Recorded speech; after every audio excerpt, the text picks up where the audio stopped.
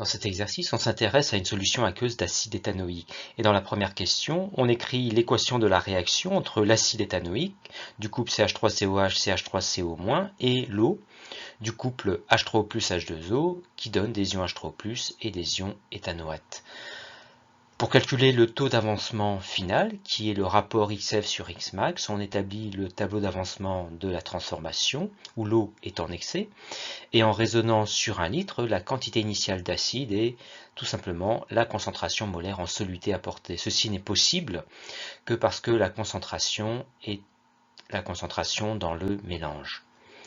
Pas d'ion oxonium ni d'ion éthanoate dans l'état initial. Et dans l'état final, il reste Ca-XF, où XF, par notre choix, est un avancement volumique, c'est-à-dire en mol par litre.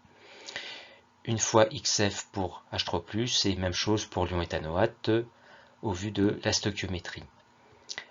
XF correspond donc à la concentration des ions H3O+, concentration des ions H3O+, reliée au pH par la formule concentration standard, c'est-à-dire unitaire, fois 10 puissance moins pH.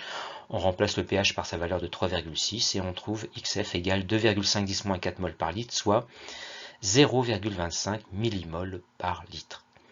Pour calculer Xmax, on fait l'hypothèse que la transformation est totale, c'est-à-dire que l'acide est limitant, c'est-à-dire qu'il n'en reste plus dans l'état final, et donc Ca moins Xmax égale 0. On en déduit Xmax qui est égal à Ca, c'est-à-dire 4,5 millimol par litre. On peut donc maintenant calculer le taux d'avancement final en remplaçant par les valeurs et en multipliant par 100 pour en avoir un pourcentage, soit 5,6%. Et donc un taux d'avancement final très inférieur à 100% et donc une transformation qui n'est pas totale.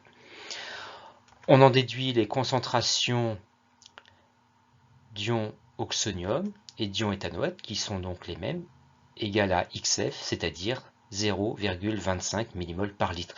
La concentration d'acide est égale à Ca moins XF, d'après le tableau d'avancement.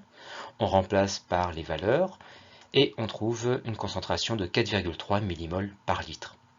On peut alors calculer la constante d'équilibre qui est égal au quotient de réaction à l'équilibre, c'est-à-dire le rapport avec au numérateur le produit des concentrations qui figure à droite de l'équation, soit celle d'H3O+, et d'ion éthanoate, pondéré par leur nombre stoichiométrique, c'est-à-dire puissance 1 pour les deux. Et au dénominateur, le produit des concentrations des espèces à gauche de l'équation, celle d'acide, puissance 1.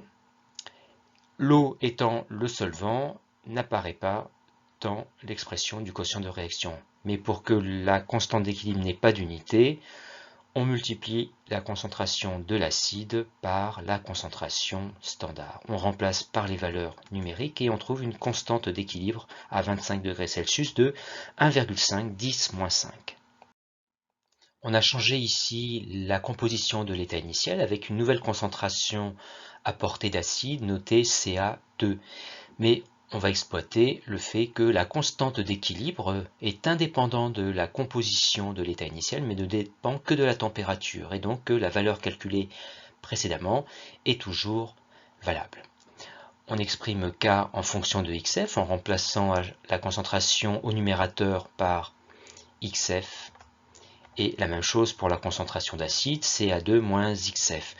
On isole XF au carré en multipliant par le dénominateur de chaque côté.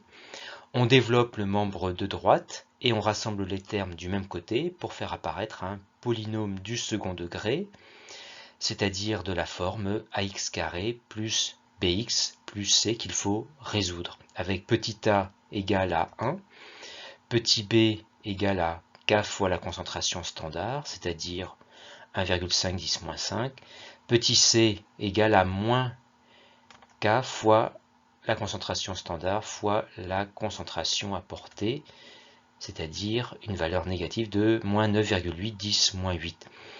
Les solutions de cette équation sont de la forme moins b plus ou moins racine de delta sur 2a, où delta est le discriminant, qui est égal à b carré moins 4ac, qu'on calcule en remplaçant a, b et c par leur valeur, soit un discriminant de 3,9 10-7. D'où les deux solutions XF, les deux solutions mathématiques. La première donne une valeur positive de 3,010-4, mais la deuxième donne une valeur négative de moins 3,210-4, qui n'a donc pas de sens physique. La bonne valeur de XF est donc 3,010-4 mol par litre, c'est-à-dire que c'est la concentration d'ion H3O+, dans l'état final. On peut donc alors en déduire le pH correspondant, d'après la formule pH égale moins log de la concentration d'H3O+, et on trouve un pH de 3,5.